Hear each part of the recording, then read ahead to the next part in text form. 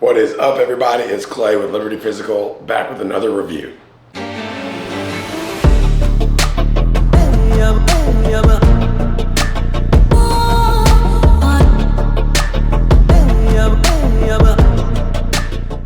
Today, let's talk about a weight plate that is changing the game. And no, it's not this 25-pound bumper. It's this weighted out 45-pound cast iron plate.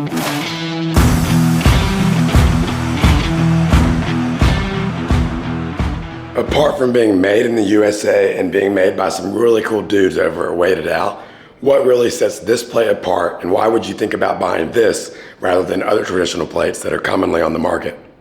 Today, we'll cover all of that. We'll go over the shipping process, the first impressions and quality, weight tolerances, and real-life use and application. All right, for some reason, I shipped these bad boys down the road, and I had to carry these a couple houses over after they came.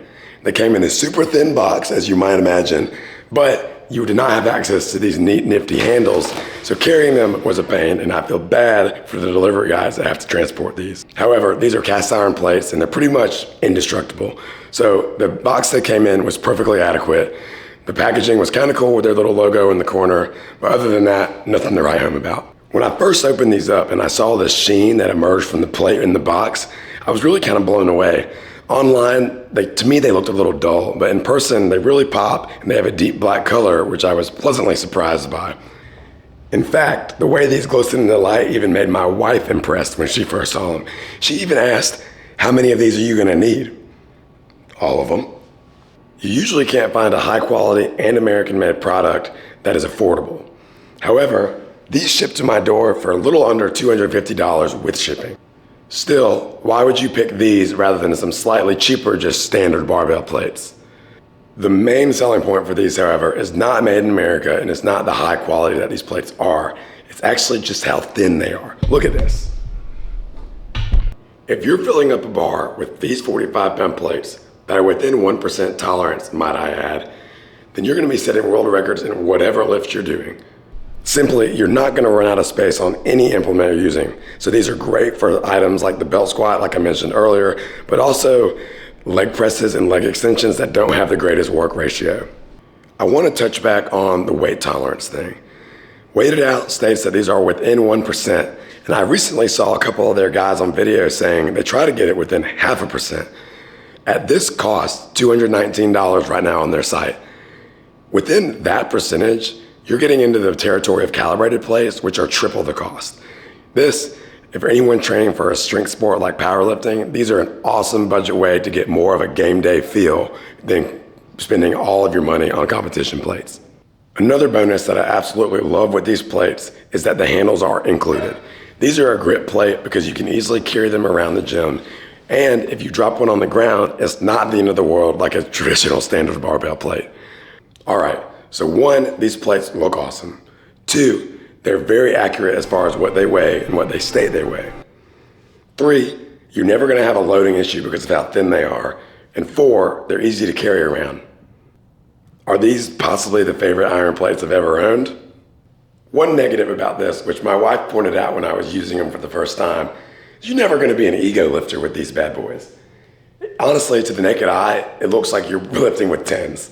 So if you want to be lifting to show off and impress everyone in the room, these are not the plates for you. However, if you're the strongest guy in the room and you need more plates, then these are the plate for you.